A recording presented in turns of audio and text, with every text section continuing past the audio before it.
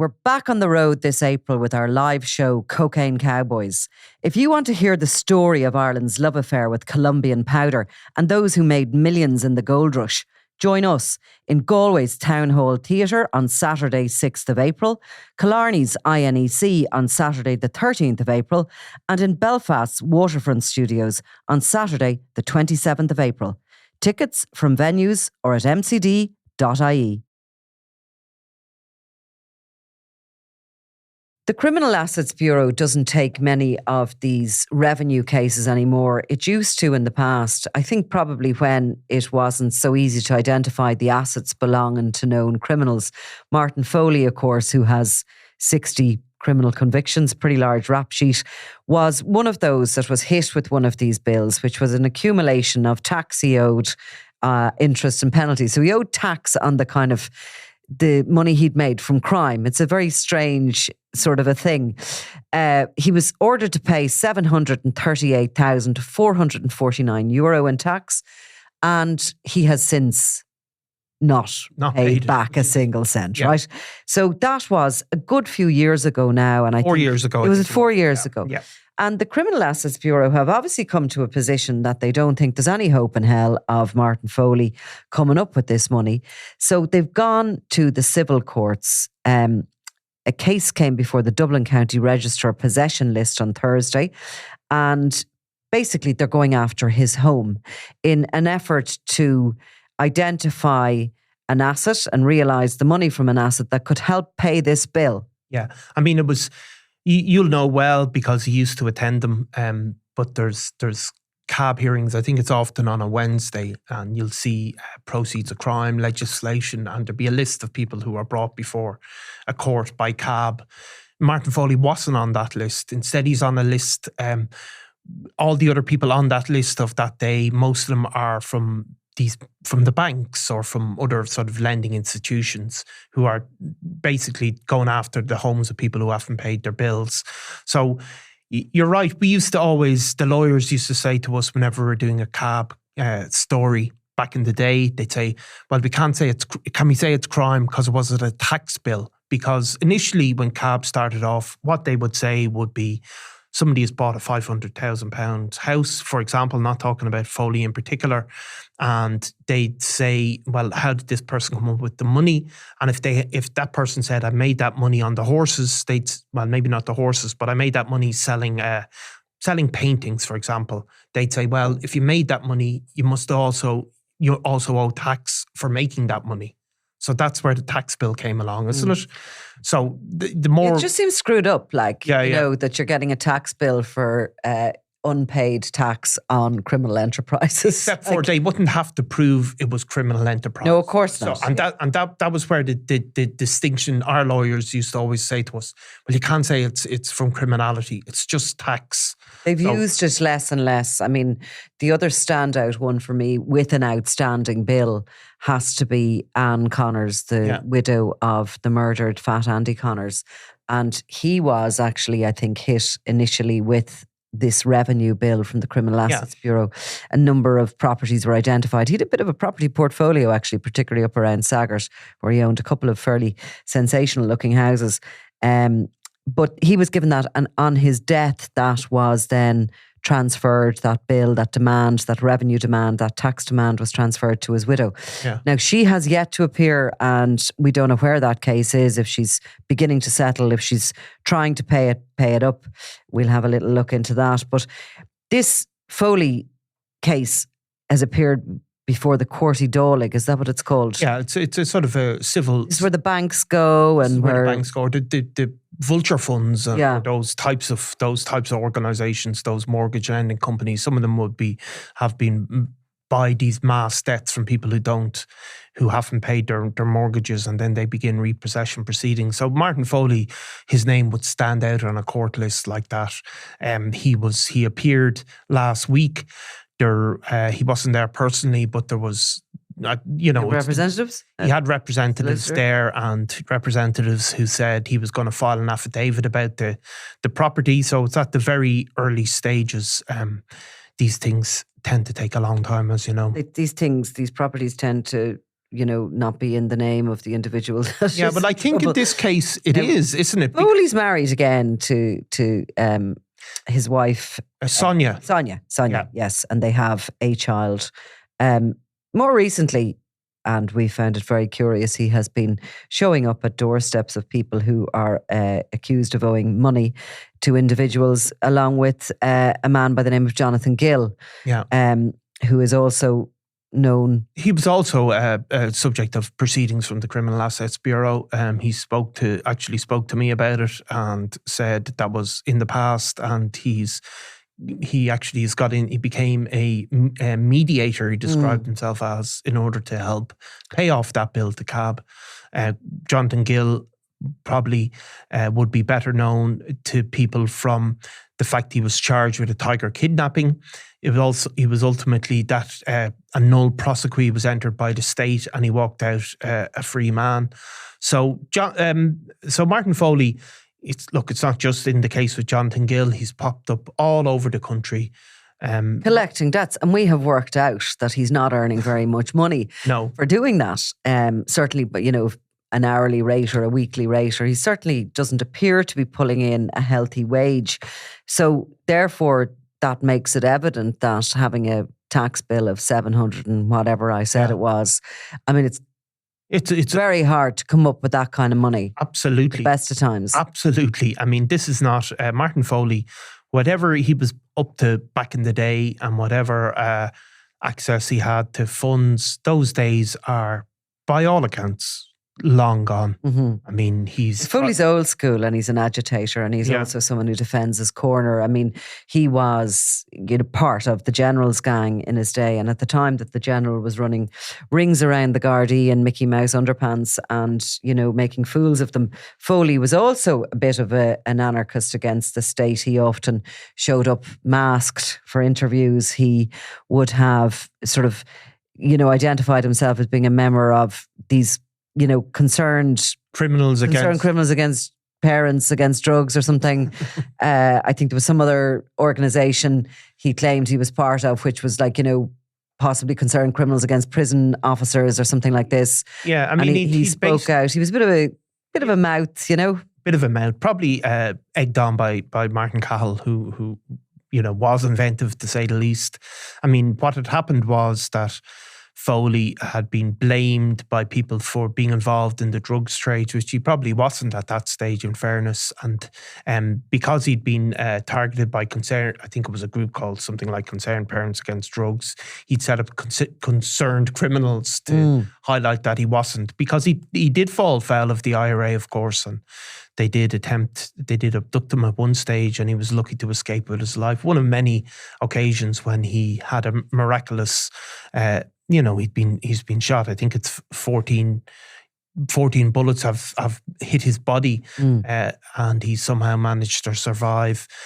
The case, the case goes back to 1990s. It goes back to 1990s. That's when he was given the bill. I mean, we spoke about 4 years ago.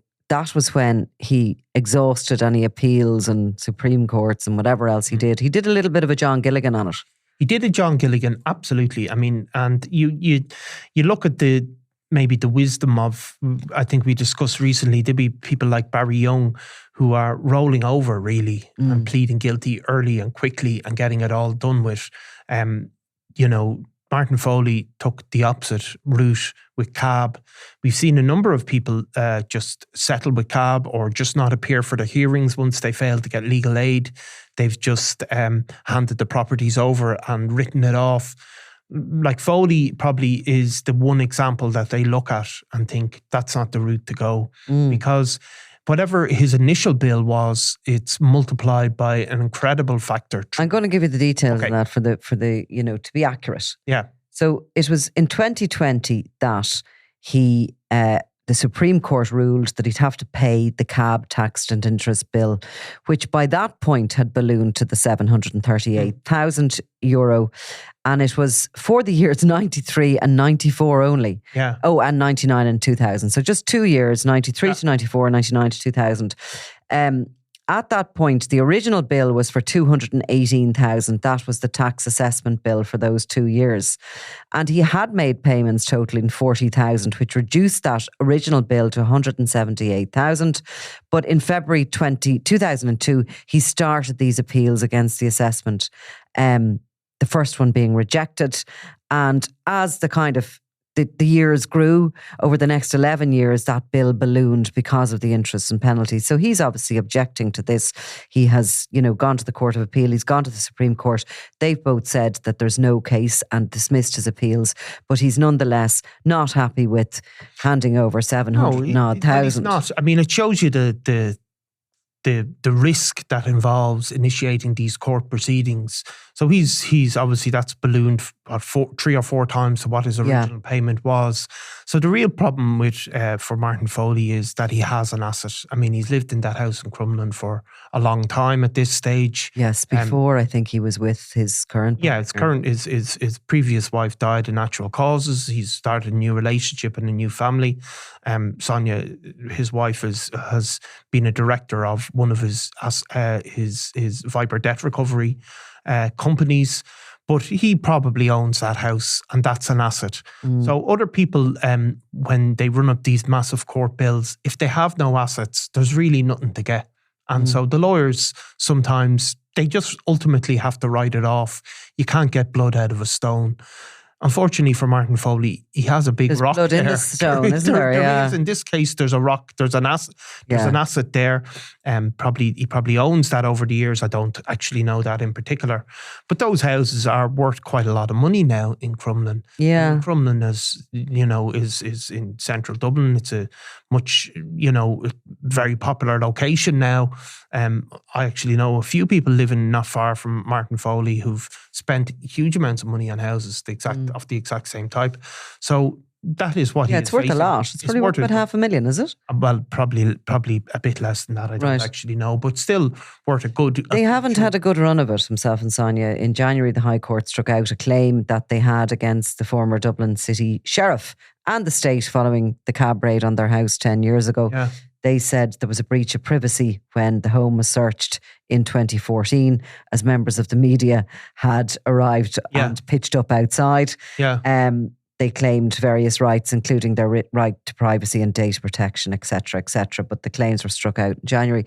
They had obviously hoped to get some compensation in relation to that. Now, perhaps they had hoped to get compensation from the state to pay back the state. Yeah, I mean, who knows? Look, there's one way to run up debts is through various types of criminality, but nothing compares to running up debts in the court. I know, that's the thing. And I mean, I actually, I don't envy Foley and the wife facing into this, because if there's anything that's really going to stress you out, it's court proceedings. And they are hanging over you no matter what. You can't run away from them. No.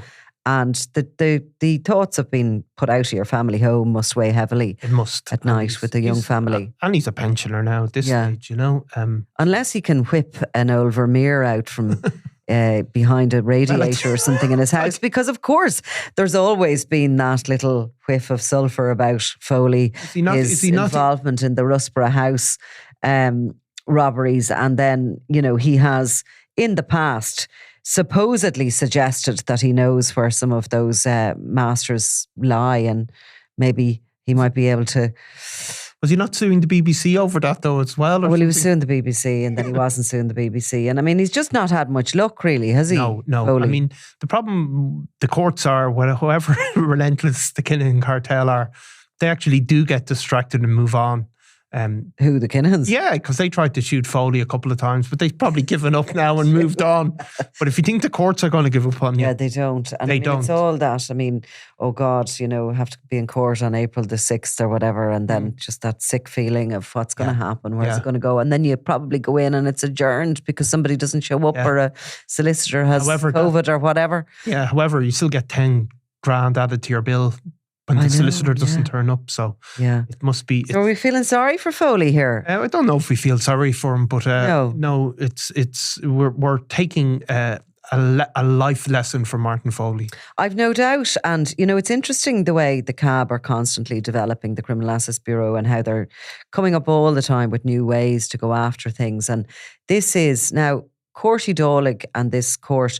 I have once before in my memory been there in regard to a cab proceedings I was following, and it involved Stephen Kearney, who was a long-term associate of George the Penguin Mitchell.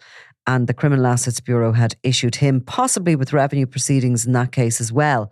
And he had a house in Ratoath that they were seeking. I thought the banks had seized it, or maybe they had seized it and given it to the banks, and the banks couldn't evict him, or he wasn't leaving it anyway.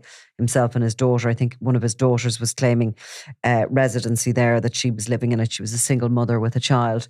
It was the most confusing court I've ever been in, because, what may seem obvious, but there's no juries in these civil courts. Same as the High Court, there's no juries there, and there's no juries in the Special Criminal Court. And as a result, the lawyers and the judges can talk their legal jargon without having to sort of simplify it or explain it for anybody who is worth explaining it for. So you're standing there going, what just happened? Is that over? What date? I mean, it's who covered this, Alan? Sherry did, Good luck to him. He did well to make sense of it. And is he going to onwards follow it? Well, I mean, we will. It's been adjourned, I presume. It's only at a very big early stage, I think, at this stage. But like those cases are hard to fight on emotional terms.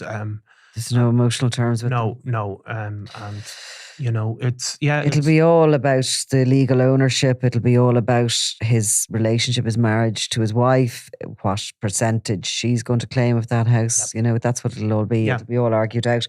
I imagine that, if you're somebody like Foley in that position, it's probably better off to come to the table and to try and come up with some sort of a settlement and very hard to come up with 700,000 though. If Martin Foley wants my advice, he can phone me on the side and I'll give it to him. Yes. But I'm sure actually Jonathan Gill could advise him better than I ever could. So, right, let's come back to that and see how Mr. Foley and his wife Sonia get on with holding on to their house. Very good. I'm Nicola Tallant and you're watching Crime World, a podcast about criminals, drugs and the underworld in Ireland and across the globe. Make sure you subscribe to our channel and turn on notifications so you can be the first to watch all our latest episodes. You can also listen wherever you get your podcasts.